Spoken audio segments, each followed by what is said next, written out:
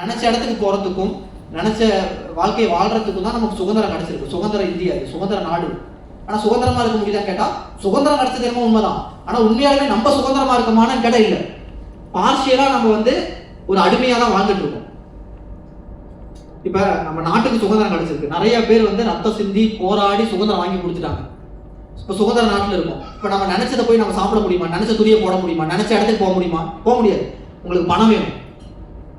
பணம் இருந்தால் தான் நீங்கள் வேற கண்ட்ரியோ வேற ஏதோ சுற்றி பார்க்கறதுக்கோ போக முடியும். ஒரு ஹோட்டலுக்குள்ள போய் நல்ல ஒரு ஃபுட்டு சாப்பிட முடியும். ஒரு நல்ல ஒரு துணி கடைக்கு போய் துணி எடுக்க முடியும். சுதந்திரம் இல்லை. ஃபினான்சியல் ஃப்ரீடம் இல்லை. ஃபினான்சியலாக உங்களுக்கு சுதந்திரம் என்ன கிடைக்கல. ஓகேங்களா? ஃபினான்சியல் உங்களுக்கு ஃப்ரீடம், அதாவது உங்களுக்கு வந்து ஃப்ரீடம் கிடைச்சிருக்கு. அதாவது நாட்டுக்கு சுதந்திரம் கிடைச்சிருக்காங்க. ஆனால் ஃபினான்சியலாக ஃப்ரீடம் கிடைக்கல. அதே மாதிரி டைம் ஃப்ரீடம். நீங்கள் நினைச்ச இடத்துக்கு போக முடியாது. குறிப்பிட்ட நேரத்தில் நீங்கள் அங்கே வந்து ஆகணும், ரிப்போர்ட் பண்ணி ஆகணும். டைம் ஃப்ரீடம் கிடையாது. நாட்டுக்கு சுதந்திரம் இருக்கு, ஆனா ஃபினான்சியல் ஃப்ரீடமும் டைம் ஃப்ரீடமும் இல்லை. டைம் ஃப்ரீடம்னா நான் புரியுதா? கண்டிப்பா மண்டே நீங்க ஆஃபீஸ்ல போய் ரிப்போர்ட் பண்ணி ஆகணும். இந்த டைம்ல இருந்து இந்த டைம் வரைக்கும் ஒர்க் பண்ணி ஆகணும். இல்ல நான் ஒர்க் பண்ண மாட்டேன், நான் என் டைமுக்கு தான் வருவேன், நான் வந்து என்னை யாரும் கண்ட்ரோல் பண்ண முடியாது, கட்டுப்படுத்த முடியாது நம்ம சொல்ல முடியுமா? முடியாது.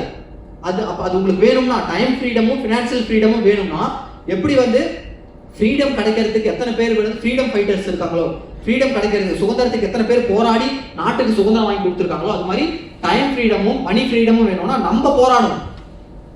நம்ம வேர்வை சிந்தணும், ரத்த சித்த வேணாம், உயிரெல்லாம் வந்து போயிடாது. டைம் கொடுக்கணும்.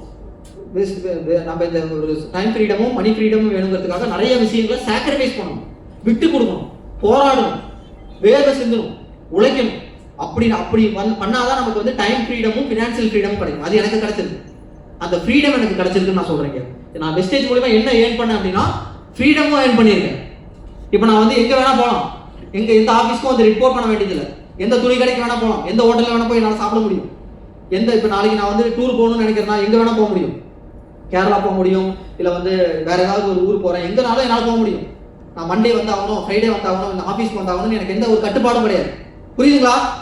Hello, next like.